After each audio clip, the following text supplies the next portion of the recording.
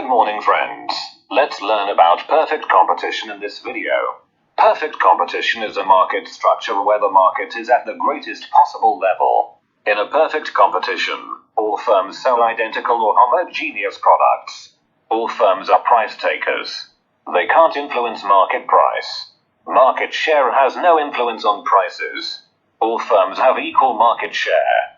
Users have perfect information about the products sold, like price, quality, etc. at all times. Firms can enter or exit the market without barriers. But real markets can't become perfect. They can become close to perfect.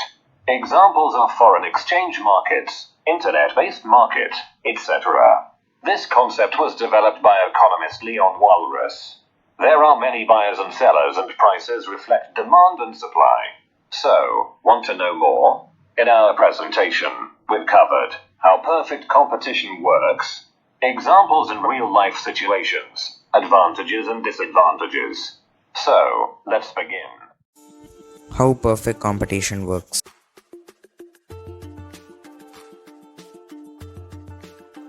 Characteristics of perfect competition. A large number of buyers and sellers. All the sellers must sell homogeneous product. The products have the same price.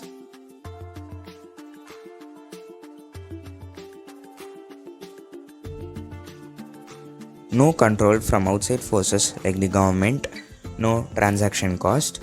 Consumers have full and symmetric information.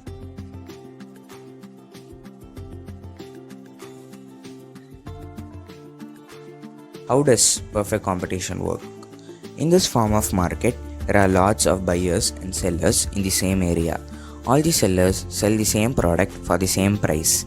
The selling price is fixed in such a way that sellers gain enough profit to sustain their business.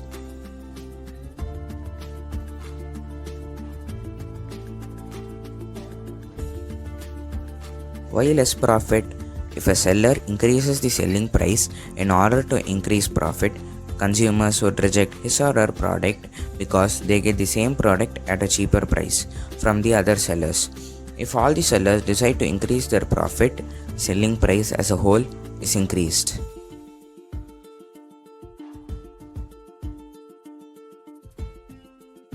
How to earn more profits? The only way one seller can earn more profit than the other sellers is by his marketing skills.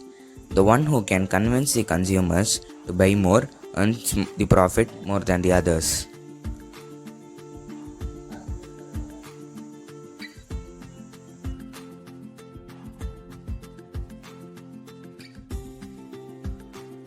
Things not there in a perfect competition.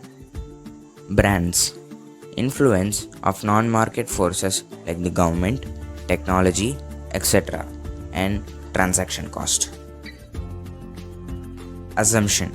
This perfect competition has one assumption, that being that all the sellers should be at an equal scale, meaning that all the sellers invest an equal capital and no one involves in large-scale business activities, since if it happens so, the large-scale seller would dominate the others.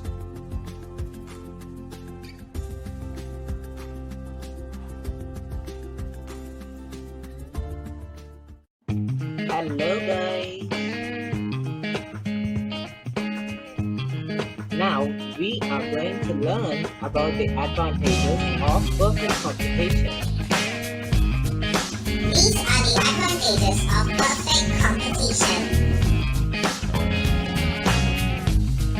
They allocate resources in the most efficient way, both productively and allocatively efficient in the long run. There is no information failure as all knowledge is spread out evenly. Only nominal profits made will cover their opportunity cost. Maximum consumer surplus and economic welfare. There is no barrier for the firm to enter or exit the market.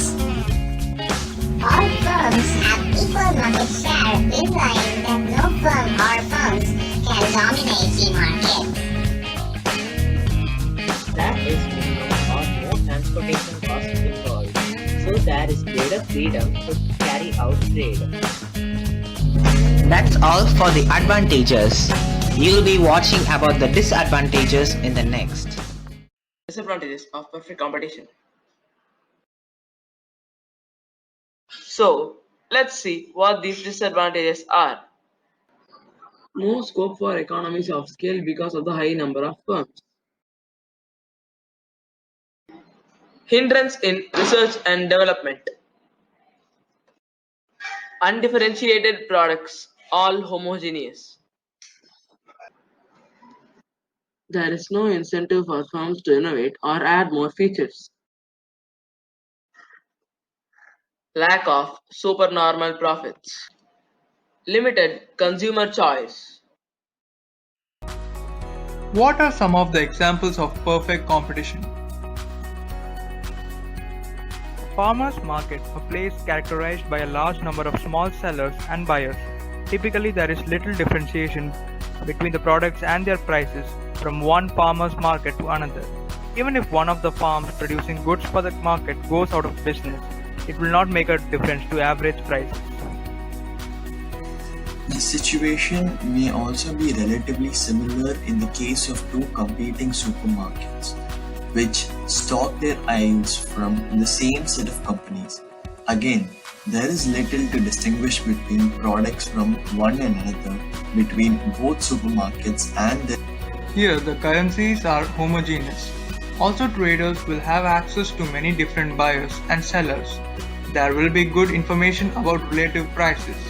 While buying currency, it is easy to compare prices.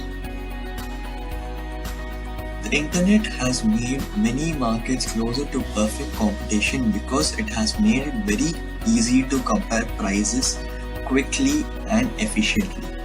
Also, the internet has made barriers to entry lower.